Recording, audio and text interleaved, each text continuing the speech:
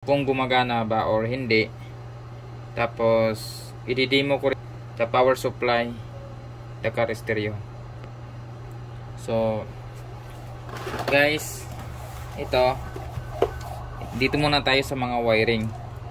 Ito po guys, yung power supply nya, itong yellow. Tapos yung ignition, ito yung pula. Tapos yung ground po, yung maitim. Tapos ito naman yung mga iba-ibang kulay. Ano po ito? Tawag nun, speaker. Ito yung violet speaker din. Sa likod ito yung green at saka violet. At saka itong white naman sa front right, din sa green naman sa left. So ito, wag mo na lang itong galawin, itong ibang wire, kasi iba-iba kasi yung function nito. Papunta ka ito sa setup ng mga ampli. So wag na lang galawin para hindi na masira yung car stereo ninyo. So dito tayo, testingin natin. Idikit natin yung yung pula at saka yellow. Idugtong natin kasi hindi po siya mag-on kapag hindi to nakadikit yung pula sa positive. So positive tong dalawa. Tapos ito naman yung ground, yung itim. So check natin.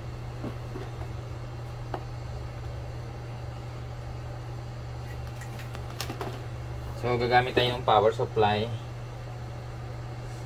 Ito. Tapos tingnan natin. On natin to.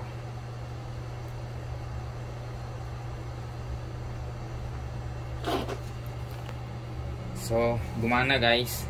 So ang ganda tignan. Tapos dito na naman tayo sa speaker. Kuha tayo ng dalawang speaker. Iti-test natin to kung gumagana ba. So lagay natin yung speaker.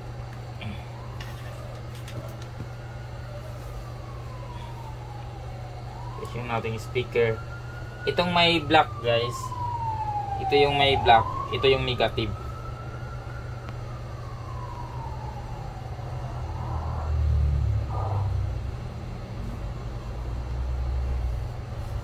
Natin yung isang speaker para kung gusto kayong mag DIY, so hindi kayo malito. So paki na lang yung video ko para makikita din ninyo yung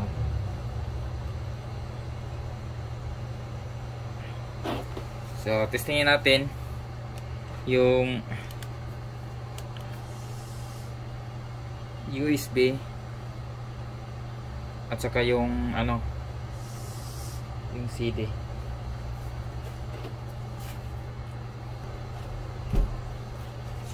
So test natin yung CD. Try natin yung CD. Oh, gumana yung CD.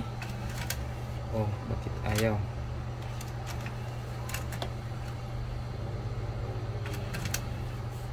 Baka hindi yung CD.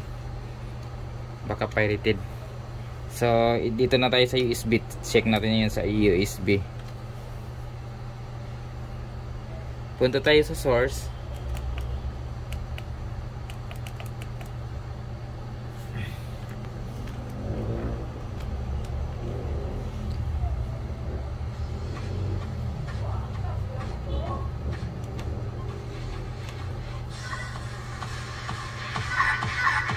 So, okay yung tunog guys.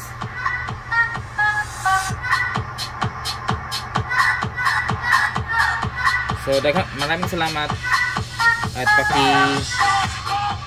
paki-subscribe naman sa YouTube channel ko.